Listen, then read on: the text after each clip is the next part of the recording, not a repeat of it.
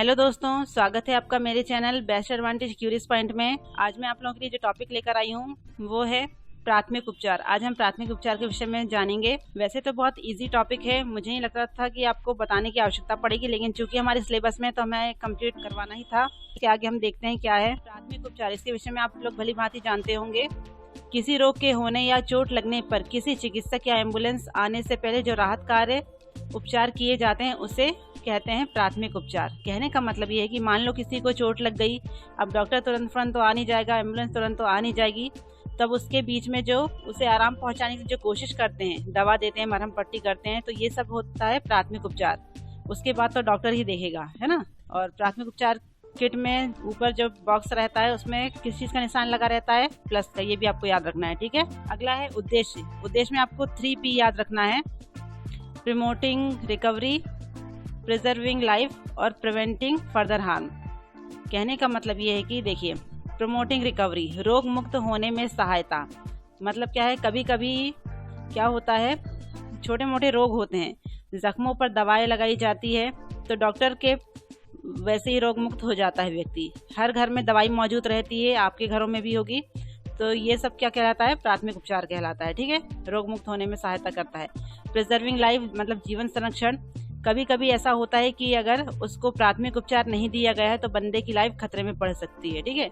मान लो खून बह रहा है, रुक नहीं रहा है, तो उसको अगर प्राथमिक उपचार नहीं दोगे तो खून बहता ही रहेगा, नहीं रुकेगा, तो इससे उसकी जान बचाना मुश्किल हो जाएगा। तो इसमें आप जीवन संरक्षण करते हैं, ठीक है। प्रिवेंटिंग फर्दर, खराब होने से बचाना। अब यदि पहले से स्थिति बिगड़ी हुई है तो आगे और भी ना बिगड़े, इसका हमें ध्यान रखना है, ठीक है। उसको वहीं पर रोक देना है, ठीक है, आगे की स्थिति आगे खराब ना हो, ये बताया गया है। अब आगे देखते हैं क्या है।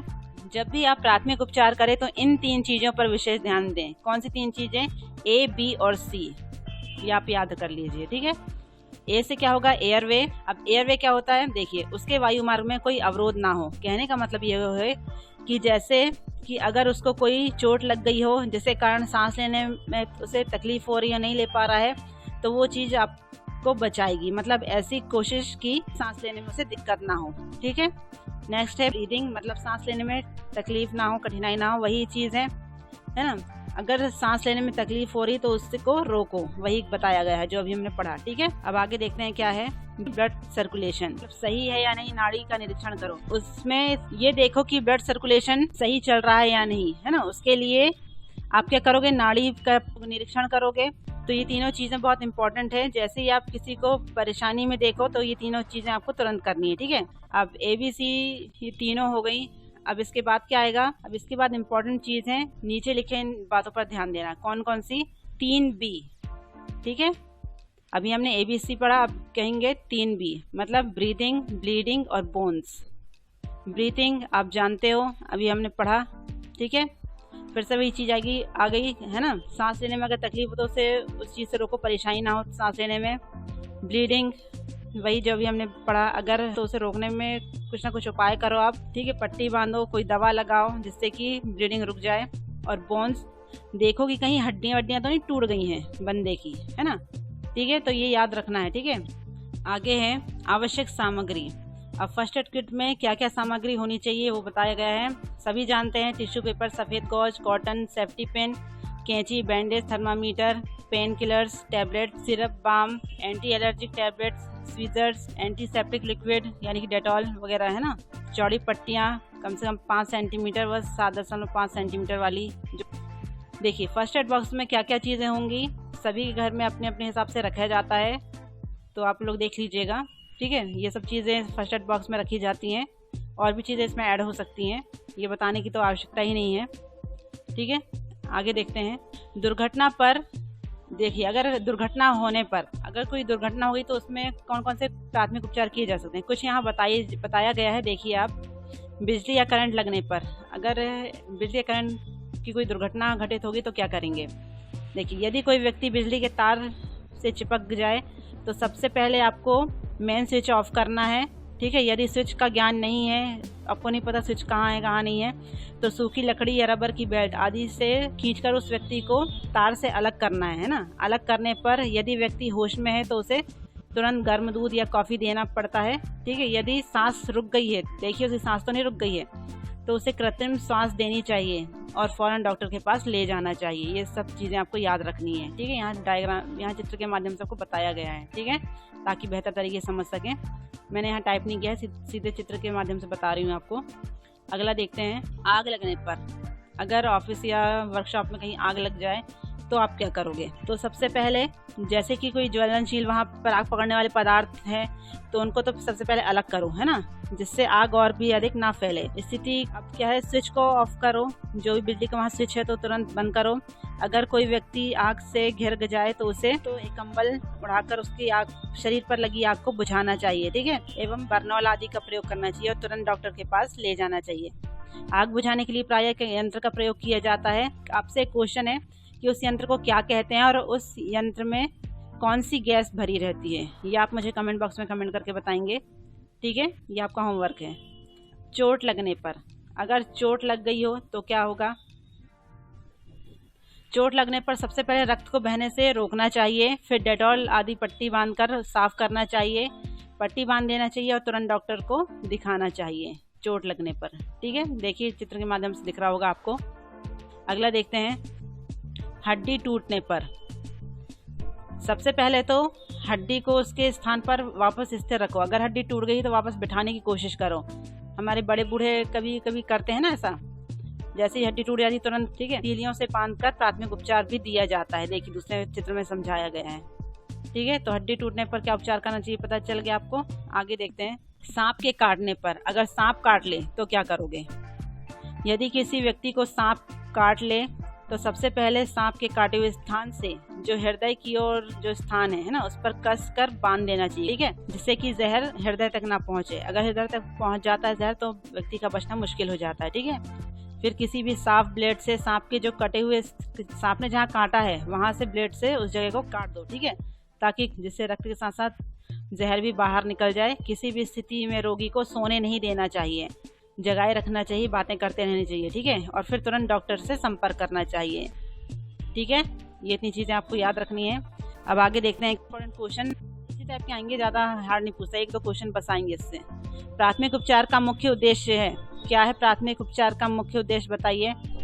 घायल व्यक्ति को सुरक्षित अस्पताल पहुँचाना, घायल व्यक्ति के जीवन की रक्षा करना, घायल व्यक्ति को स्वयं ही घर पर इलाज करना ताकि चिकित्सक की फीस बच जाए, या इनमें से कोई नहीं? क्या होगा? मुझे आपको बताने की आवश्यकता नहीं है, आप सब जानते हैं, घायल व्यक्ति के जीवन की रक्षा करना ये प्राथमिक मुख्य उद्देश्य होता है, ठीक है। आगे देखते हैं क्या है। प्राथमिक उपचार बॉक्स में क्या होना अनुपयोगी है, क्या नहीं होना चाहिए, ठीक है। चिमटी, रुई, जुराब यानी मोजे या दस्ताने, कोई बताने की आवश्यकता नहीं है, मोजे का कोई काम नहीं होता वहाँ पर, ठीक है। आगे देखते हैं, किसी मरीज या घायल व्यक्ति का उपचार शुरू करने से पहले आवश्यक है, क्या आवश्यक है? उसे देखना कि सांस लेने में कठिनाई ना हो, यह सुनिश्चित करना कि उसके वायुमार्ग में कोई अवरोध तो नहीं है, उसकी नाड़ी का निरीक्षण कर यह पता लगाना कि रक्त का संचालन ठीक से हो रहा है या नहीं, या उपयुक्त सभी। जब हम प्राथमिक उपचार पढ़ रहे तो ये सभी चीज़ें हमने देखी थी, तो इसका राइट आंसर क्या हो जाएगा? उपयुक्त सभी।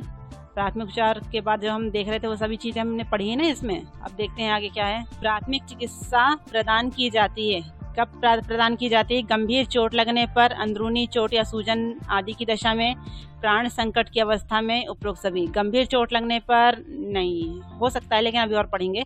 अंदरूनी चोट ये तो है ही है, प्राण संकट तो ये तो हो ही नहीं सकता। देखिए गंभीर चोट में आप कुछ नहीं कर सकते, उसको डॉक्टर के पास ले जाना पड़ेगा। और प्राण संकट में, जब बंदे की प्राण संकट में पड़ गए तो आप क्या करोगे इस वक्त? प्राथमिक उपचार तो सही क्या बैठता है? अंदरूनी चोट, सूजन आदि की दशा में आप थोड़ा बहुत प्राथमिक उपचार कर सकते हो, ठीक है। आगे देखेंगे, फर्स्ट एड किट पर लिखा होना चाहिए, क्या लिखा होना चाहिए फर्स्ट एड किट पर? आपका फ़ोन नंबर, पारिवारिक सदस्यों का विवरण, आपका नाम व पता, या पारिवारिक चिकित्सक का नाम व पता? क्या सही लग रहा है आपको? कुछ बताने की आवश्यकता नहीं है, पारिवारिक चिकित्सक का नाम व पता ये ज़्यादा सूट कर रहा है, ठीक है। आगे देखते हैं, प्राथमिक चिकित्सा प्रदान की जाती है, किसे प्रदान की जाती है? चिकित्सकों की निगरानी में, लंबी अवधि चिकित्सा के दौरान, गंभीर चोट लगने पर, चिकित्सा या एम्बुलेंस आने से पहले। क्या पढ़ा था हमने? चिकित्सक या एम्बुलेंस आने से पहले, ठीक है। इसी टाइप के क्वेश्चन आएंगे, ज़्यादा हार्ड क्वेश्चन नहीं आएंगे, बेसिक पूछा जाएगा आपसे, ठीक है। आगे देखते हैं, फर्स्ट एड किट यह निर्भर करेगा किस पर निर्भर करेगा? फर्स्ट एड किट में क्या क्या रखना है? पूर्व निर्धारित सूची के अनुसार, बिल्कुल नहीं। इस्तेमाल करने वाले के ज्ञान व अनुभव पर हो सकता है, पारिवारिक चिकित्सक के परामर्श अनुसार या इनमें से कोई नहीं।